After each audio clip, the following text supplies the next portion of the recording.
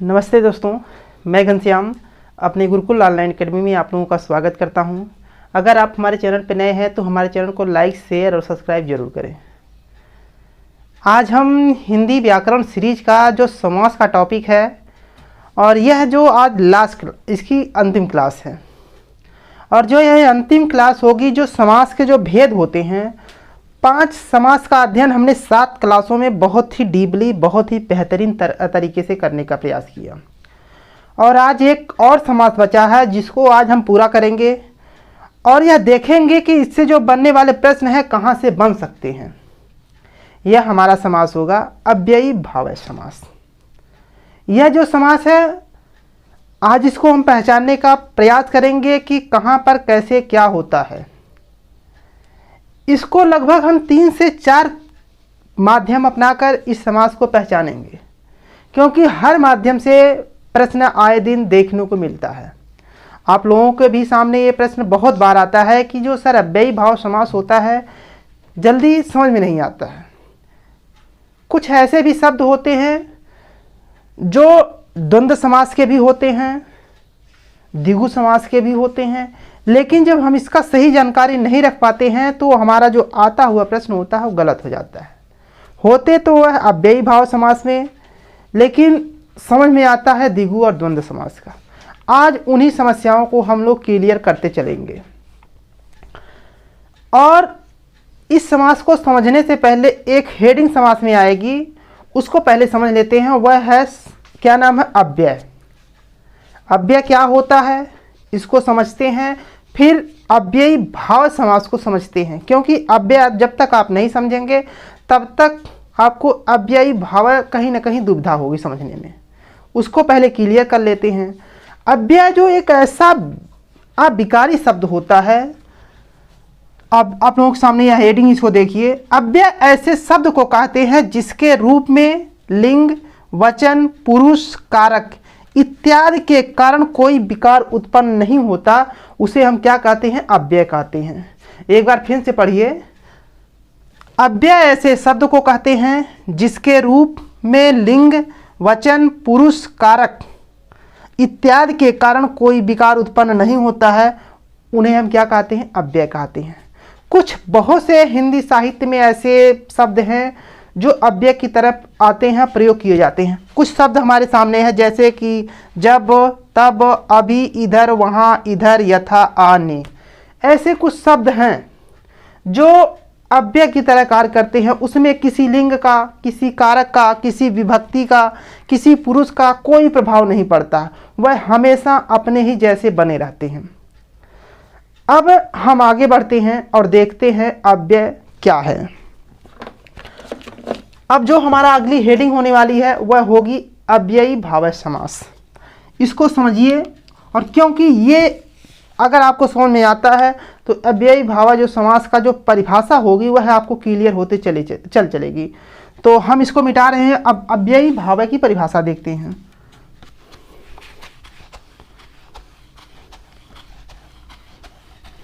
हमारा जो हेडिंग होने वाला है वह होगा, समास का जो छठा भेद है वह है अव्ययी भाव समास। अव्ययी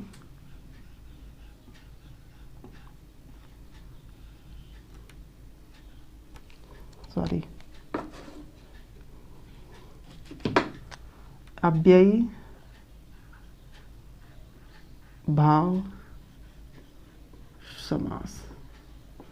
अब इसका जो है परिभाषा नोट कर लेते हैं, पहले समझने का प्रयास करते हैं।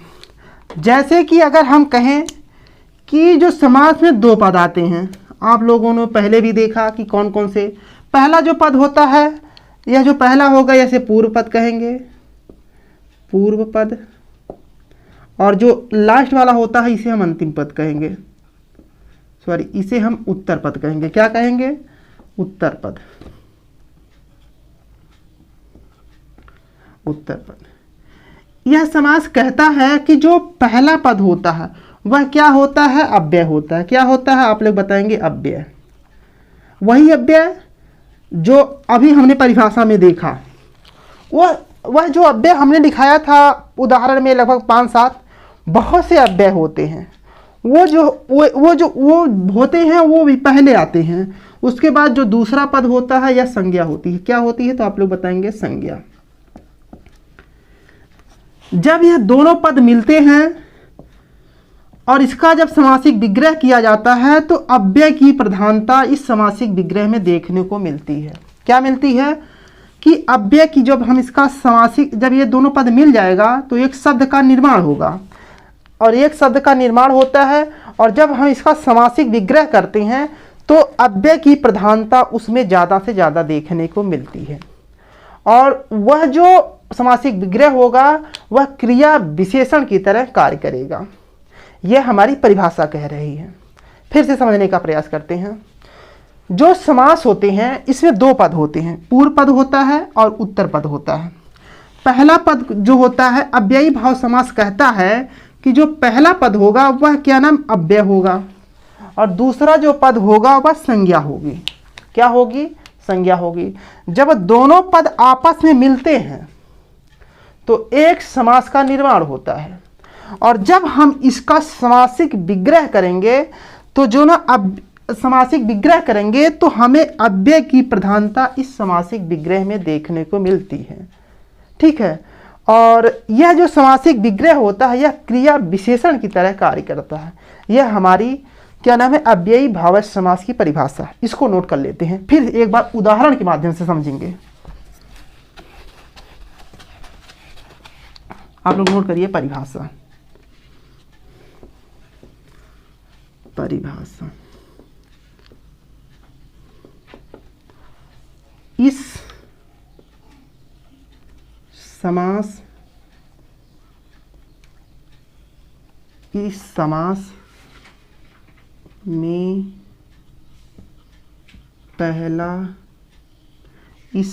में पहला पद अव्यय, जो पहला पद होगा वह अव्यय और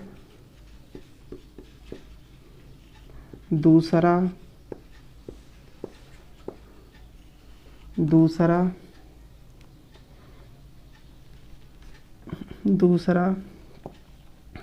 पद संज्ञा होता है। क्या होता है आप लोग बताएंगे? दूसरा पद क्या होता है? संज्ञा होता है। उसके बाद संज्ञा होता है समस्य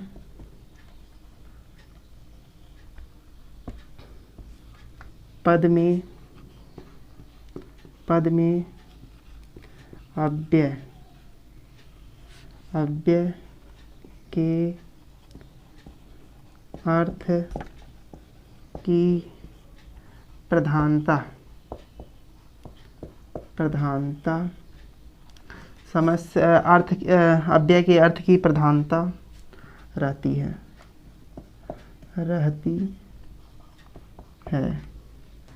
पूरा शब्द क्रिया विशेषण के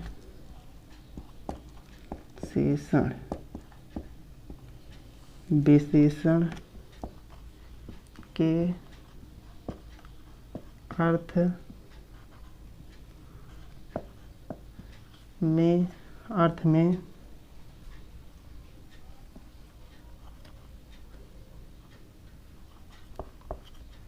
व्यवहार करते हैं। आप इसको समझने का प्रयास करिएगा दोस्तों। यह जो परिभाषा हमारी कह रही है, इस समास में पहला पद जो होता है अव्यय होता है और दूसरा पद क्या होता है? संज्ञा होता है।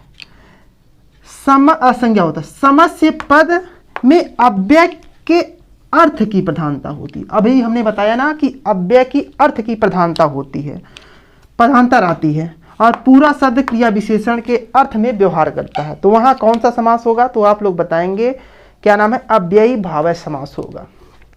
अब समझने का प्रयास कीजिए। इस समास को हम लगभग 3-4 प्रकार से समझने का प्रयास करेंगे। पहला हमारा प्रकार यही होगा और 2-3 प्रकार और हैं। इस परिभाषा को 2 बार पढ़िए। इस समास में पहला पद अव्यय होता है और दूसरा पद क्या होता है? संज्ञा होती है। समस्य पद में अव्यय के अर्थ की प्रधानता रहती है और पूरा शब्द क्रिया विशेषण के अर्थ में व्यवहार करते हैं। तो यह कौन सा समास होगा? तो आप बताएंगे अव्ययी भाव समास। अब हम इसका उदाहरण देखते हैं कैसे ये क्या नाम है, पहला पद अव्यय रहेगा, दूसरा संज्ञा रहेगी, कैसे। अब देखते हैं उदाहरण, इसको मिटा रहे हैं।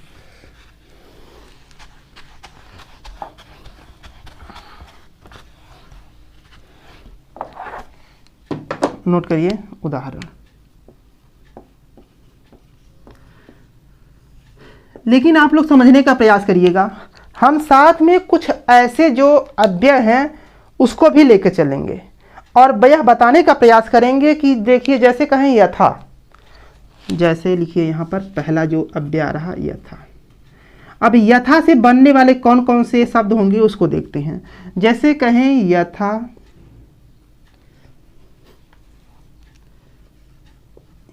यथा शक्ति। अब इसका समासिक विग्रह करिए। जब आप इसका विग्रह समासिक विग्रह करेंगे तो यह हो जाएगा शक्ति के अनुसार। क्या होगा? तो आप बताएंगे शक्ति के अनुसार। अब देखिए, आप लोग समझने का प्रयास करिएगा। जो पहला पद है यह जो क्या नाम है अव्यय है और दूसरा पद संज्ञा है, और पूरे पद का जब हम समासिक विग्रह कर रहे हैं तो इस शब्द में समासिक विग्रह में क्या नाम है अव्यय की प्रधानता देखने को मिल रही है। इसीलिए यहाँ पर अव्ययी भाव समास होता है। कौन सा समास होगा? तो आप लोग अव्ययी भाव समास होता है। अब जैसे दूसरा उदाहरण अगर देखें, यथा संभव। अब देखिए यथा संभव, इसका भी समासिक अगर हम विग्रह करते हैं तो यह हो जाएगा जहां तक संभव हो। देखिए यह जो हमारा जो समासिक विग्रह रूप चल रहा है इसमें इस अव्यय का प्रधानता देखने को मिल रहा है, इसीलिए इसमें अव्ययी भाव समास होगा। फिर आगे देखते हैं यथा योग्य।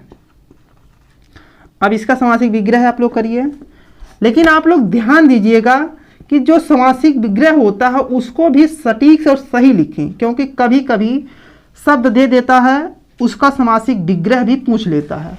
4 ऑप्शन देगा कि कौन सा इसमें समासिक विग्रह सही होगा, उसको भी ध्यान देते हुए चलिएगा।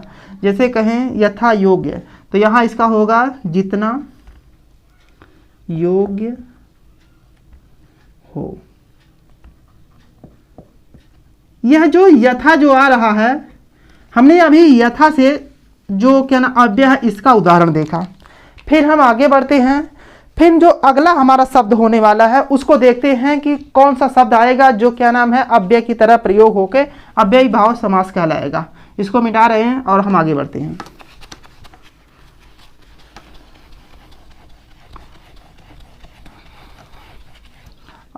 जैसे कहें आ, जो दूसरा शब्द है वह आ।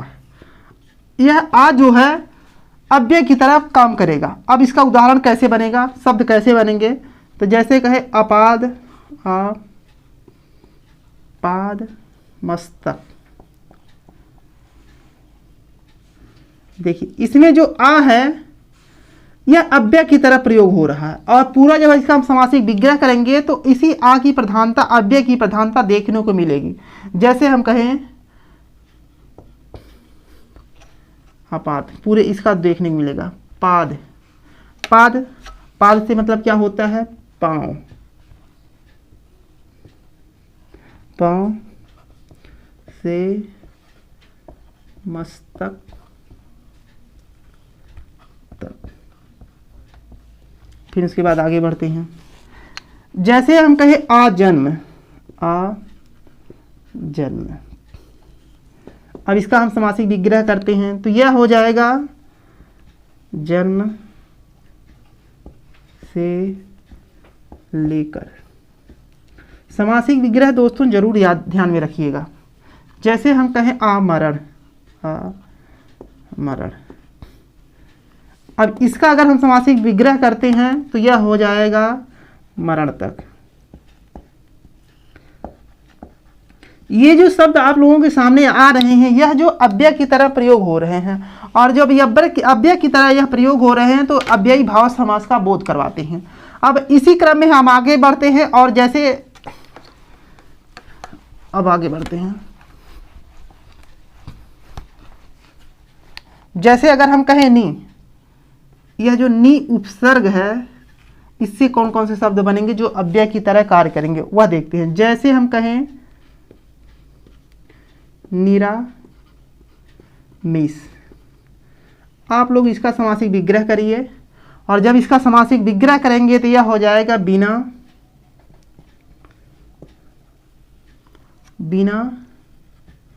आमिष।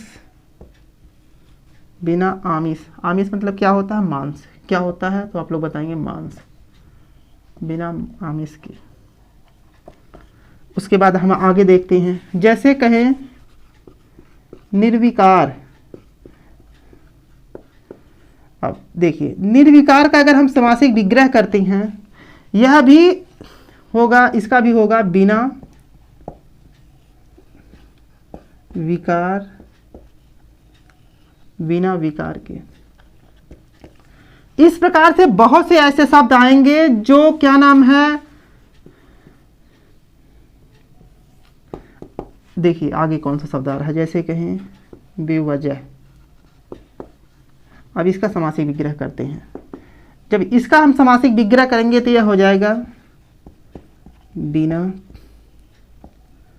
वजह। ऐसे बहुत से शब्द आ रहे हैं जो क्या नाम है, अव्यय की तरह प्रयोग हो रहे हैं, और पूरा जब हम इसका समासिक विग्रह कर रहे हैं तो पूरे समासिक विग्रह में जो हुआ क्या नाम है, समासिक जब हम इसका विग्रह कर रहे हैं तो पूरे समासिक विग्रह में अव्यय की प्रधानता देखने को मिल रही है। जैसे अगर हम कहें ये जो भर है, उपसर्ग है, अब देखिए इससे जो कैसे प्रश्न और उदाहरण बनेंगे, तो आप जैसे हो जाएगा भर पेट। अब इसका हम समासिक विग्रह अगर करते हैं, ये हो जाएगा पेट भर कर। इस प्रकार से जो हमारे उदाहरण बन रहे हैं वह अव्ययी भाव समास के हो रहे हैं। हमने परिभाषा के माध्यम से इसको समझने का प्रयास किया। अब इसकी पहचान हम एक दूसरे उदाहरण के माध्यम से करते हैं, दूसरे तरीके से माध्यम से करते हैं। अब इसको हम मिटा रहे हैं तो और आगे बढ़ते हैं।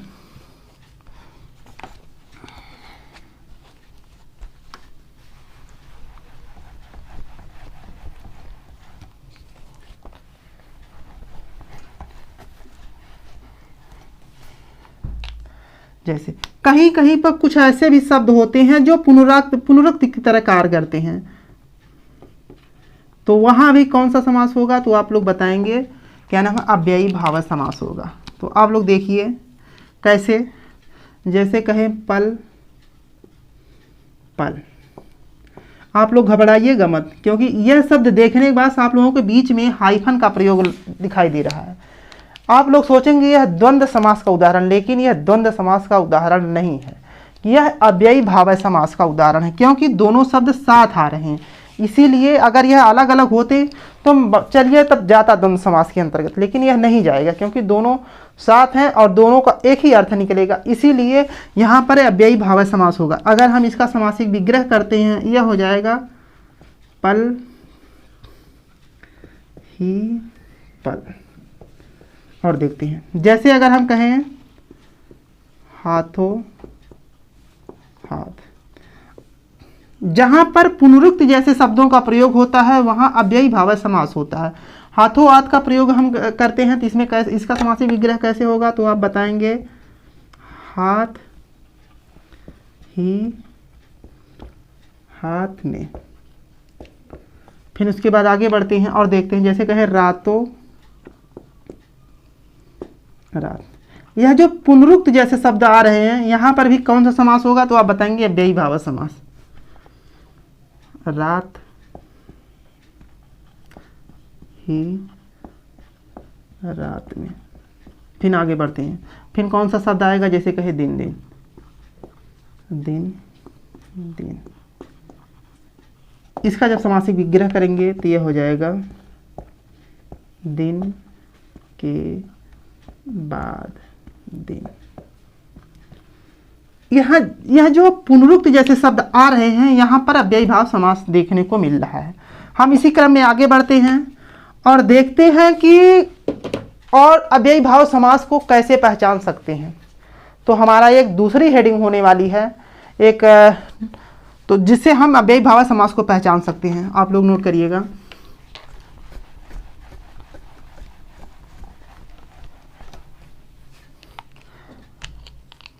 नोट नंबर 1, 3 नोट हैं जिसमें से पहला हमारे सामने आने वाला है यह, जिस शब्दों के साथ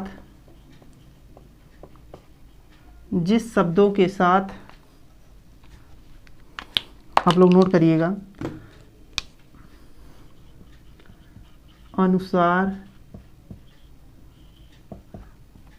अनुसार या पूर्वक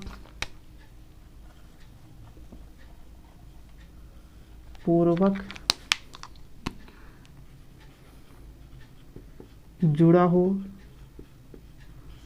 हो वहाँ समास अव्ययी भाव होता है। अब आप लोग ध्यान दीजिएगा, अगर कोई शब्द आता है उसके तुरंत बाद अनुसार या पूर्वक जैसे शब्द देखने को मिलते हैं और वह जो अव्ययी भाव समास का बोध कराने लगता है। फिर से समझिएगा, कोई शब्द है उसके तुरंत बाद अनुसार और पूर्वक जैसे शब्द देखने को मिल जाते हैं तो वहाँ पर अव्ययी भाव समास होता है। अब उदाहरण के माध्यम से समझेंगे कि कौन कौन से ऐसे शब्द हैं जो देखने को मिलते हैं। उदाहरण जैसे अगर हम कहें, आप लोग इसको नोट करिए क्योंकि ये जो पॉइंट हैं आप लोगों को एक एक नंबर दिलाने का कार्य करेंगे। उदाहरण की बात करें जैसे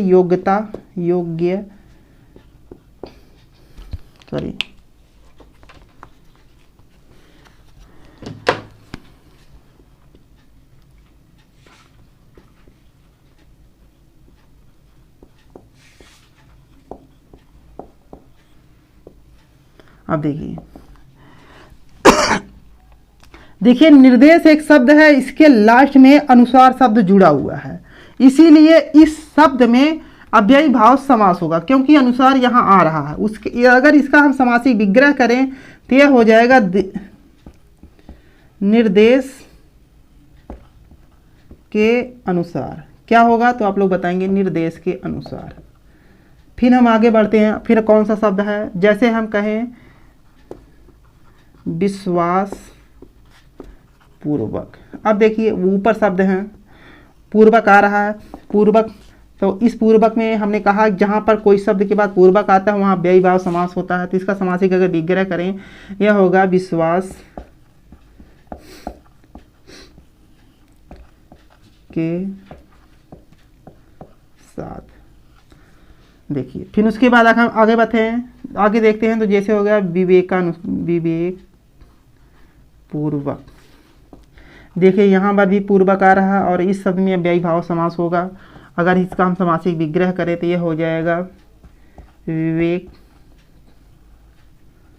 के साथ। इस प्रकार से हमने जो क्या नाम है अव्ययी भाव समास का नोट में पहला देखा कि कोई शब्द के तुरंत बाद अनुसार या पूर्वक जैसे शब्द आए तो वहाँ पर कौन सा समास होगा, तो आप लोग बताएंगे अव्ययी भाव समास होगा। यह हमारे उदाहरण है। ऐसे बहुत से शब्द हैं जो अपने हम दैनिक जीवन में प्रयोग करते हैं, बस हमें उनका व्याकरणिक ज्ञान के तहत अपने सब्जेक्ट से जोड़कर उसको पढ़ना है, जो हमारा एक एक नंबर हमारे खाते में जोड़ता चला जाएगा। अब हम दूसरी पहचान का तरीका देखते हैं और दूसरा नोट लिखते हैं कि कहाँ पर अब अव्ययी भाव समास हो सकता है। इसको नोट करते हैं, आप लोग नोट करिए और हम इसको मिटा रहे हैं।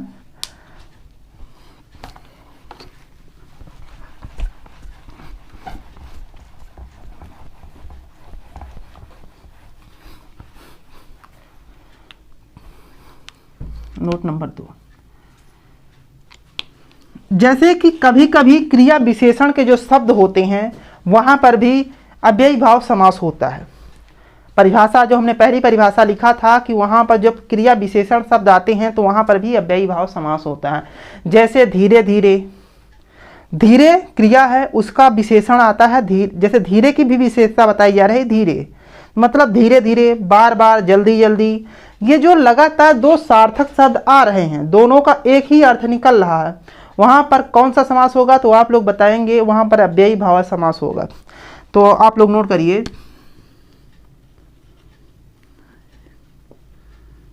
क्रिया विशेषण, क्रिया विशेषण के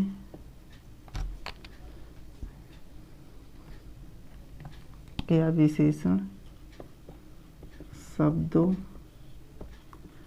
के युग्म में, तो यहाँ पर भी कौन सा समास होगा तो आप लोग बताएंगे क्या नाम है, अव्ययी भाव समास होगा। इसकी परिभाषा नोट कर लेते हैं। जब कोई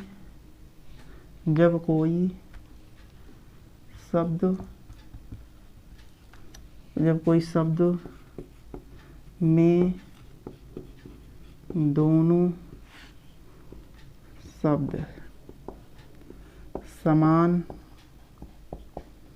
हों और अर्थ भी समान हो, अव्ययी भाव समास होता है। आप लोग समझने का प्रयास करिएगा। यह कह रहा कि मतलब दोनों पद, पूर्व पद और उत्तर पद शब्द, दोनों जो शब्द होते हैं वह समास होते हैं, दोनों जो शब्द होते हैं जो समान होते हैं।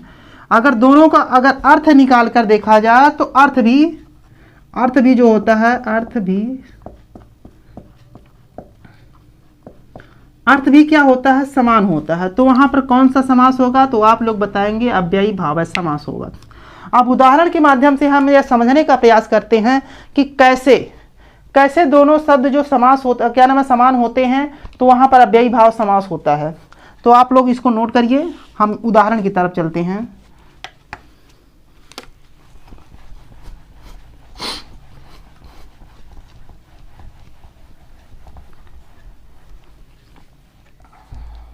उदाहरण,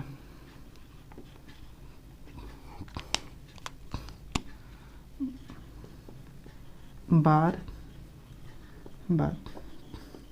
इसमें देखिए जो पहला पद, पूर्व पद और उत्तर पद दोनों एक ही हैं, लेकिन दोनों का जो अर्थ होने वाला है वह समासिक जो विग्रह होगा वह दोनों का एक ही होगा। इसीलिए यहाँ पर बार बार में कौन सा समास होगा आप लोग बताएंगे, अव्ययी भाव समास होगा।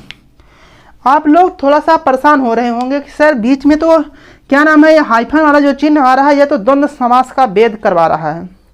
लेकिन मैं दोस्तों आपसे बता दूं कि यह जो अगर यह शब्द अलग अलग होते तो वहां पर द्वंद्व समास होता, लेकिन यह दोनों जो पद हैं, दोनों शब्द हैं, एक हैं और एक ही का अर्थबोध करवाएंगे। इसीलिए यहाँ पर क्या नाम है, अव्ययी भाव समास होता है। कौन कौन से ऐसे शब्द आएंगे, जैसे कहें कि धीरे धीरे, धीरे धीरे। फिर आगे देखते हैं, जैसे हम कहें मंद मंद, मंद। यह जो दोनों है यह क्रिया विशेषण की तरह कार्य करेंगे, इसीलिए यहाँ पर जो है अव्ययी भाव समास होगा। जैसे कहें पल पल, पल पल। फिर उसके बाद कहें जल्दी जल्दी, जल्दी जल्दी। फिर उसके बाद कहें हाथों हाथ, हाथों हाथ। देखिए इस प्रकार से हमारा जो समास का जो अव्ययी भाव का पहचानने का तरीका था यह दूसरा नियम था। और इस प्रकार से हमने देखा क्रिया विशेषण शब्दों में क्या नाम है, अव्ययी भाव समास होते हैं। और जो दोनों शब्द होते हैं समान होते हैं, दोनों का अर्थ जो होता है एक ही होता है, इसीलिए इन शब्दों में अव्ययी भाव समास होगा। एक और है नियम, उसको भी देख लेते हैं। और जो हमारा अव्ययी भाव समास होता है वह पूरा होता है। आप लोग ध्यान दीजिएगा, अभी हम द्विगु समास का उदाहरण हम लोग पहले देखे थे। हमने इसके पहली जो क्लास हमारी थी वह द्विगु समास के बारे में थी। हमने द्विगु समास में देखा था कि अगर पहला पद संख्यावाची है और दूसरा पद संज्ञा है, अगर वह तीसरे का बोध नहीं करवाता है तो वहाँ पर कौन सा द्विगु समास होता है।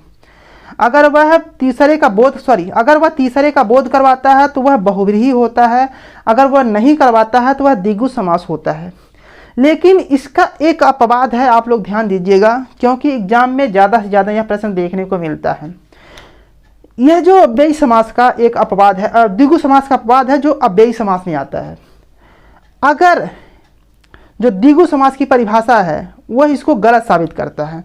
यह बताता है कि अगर पहला पद संख्यावाची है और दूसरा जो पद है किसी नदी, प्रसिद्ध नदी का नाम है, तो वहाँ उस स्थिति में वह द्विगु समास का उदाहरण ना होकर अव्ययी भाव समास होगा। फिर से समझिएगा, जैसे मतलब जो पहला पद होता है और दो पद होते हैं, जो पहला पद होगा या संख्यावाची होगा, क्या होगा, संख्यावाची होगा। और जो दूसरा पद होगा या नदी का नाम होगा, किसी प्रसिद्ध नदी का नाम होगा। और जब यह दोनों मिलेंगे जो शब्द बनेगा, यह जो शब्द बन के तैयार होगा, यह किस में जाएगा, तो आप लोग बताएंगे अव्ययी भाव समास के अंतर्गत जाएगा। इसको नोट कर लेते हैं। आप लोग परेशान मत होइएगा, क्योंकि एग्जाम में ये प्रश्न बहुत बार देखने को मिला है। और यह प्रश्न सिर्फ एक द्विगु समास का सिर्फ एक यह अपवाद है। आप लोग नोट करिए, नोट नंबर 3। और हमारा इसको नोट करने के बाद हमारा अव्ययी भाव समास खत्म होता है। जब कोई ऐसा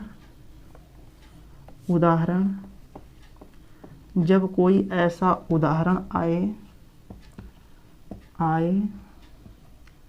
जिसके आरंभ में संख्यावाची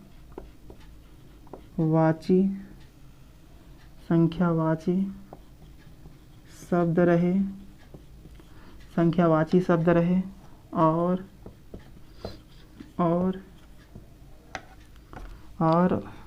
उसके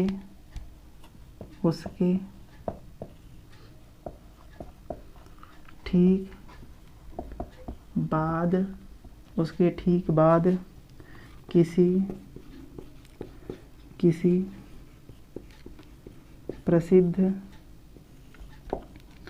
नदी का नाम रहे तो दोनों मिलकर द्विगु समास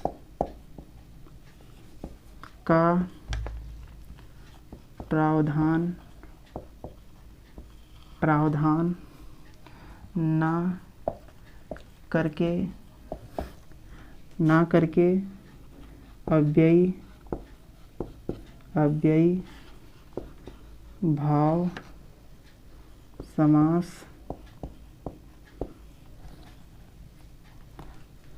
समास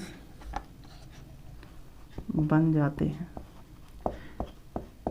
इसको आप लोग नोट कर लीजिएगा और आपका 1 नंबर यहाँ से आएगा 100% कहते हैं। जब कोई ऐसा उदाहरण आए जिसके आरंभ में संख्यावाची शब्द रहे, उसके ठीक बाद किसी प्रसिद्ध नदी का नाम रहे, तो दोनों मिलकर द्विगु समास का प्रावधान नहीं करते हैं, ना करके अव्ययी भाव समास बन जाते हैं। तो जैसे आप लोग बस एक नोट कर लीजिए, जैसे इसको हम मिटा रहे हैं। अच्छा चलिए, जैसे जैसे पंचगंगम। देखिए इसमें जो पहला पद है वह संख्यावाची है और दूसरा जो पद है यह किसी एक प्रसिद्ध नदी का नाम है, इसीलिए यह द्विगु समास का प्रावधान ना कर अव्ययी भाव समास का प्रावधान करेंगे, क्योंकि यह जो नियम है यह कह रहा और यहाँ से कईयों बार प्रश्न देखने को मिला है, इसीलिए यहाँ पर इस शब्द में अव्ययी भाव समास होगा। जैसे हम कहें दी यमुनम,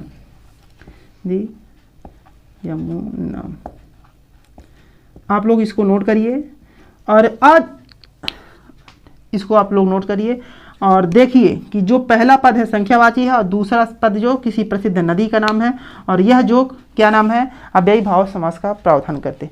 इस प्रकार से हमारा 8 क्लास में पूरे समास का टॉपिक कंप्लीट होता है। यह बहुत ही डीपली क्लास थी और आप लोगों के समक्ष मैं ज़्यादा से ज़्यादा बेहतर क्लास करने का प्रयास किया कि जिससे जो प्रश्न बनते हैं आप लोग इससे एक भी प्रश्न से वंचित ना रहें। इस प्रकार से हमारा जो अगला टॉपिक होगा वह एक दूसरा टॉपिक होगा। तब तक के लिए आप लोग इसको नोट करिए, समझिए। कहीं अगर समझ में नहीं आता है तो कमेंट में ज़रूर बताइए। तो ठीक है, राधे राधे, नमस्ते।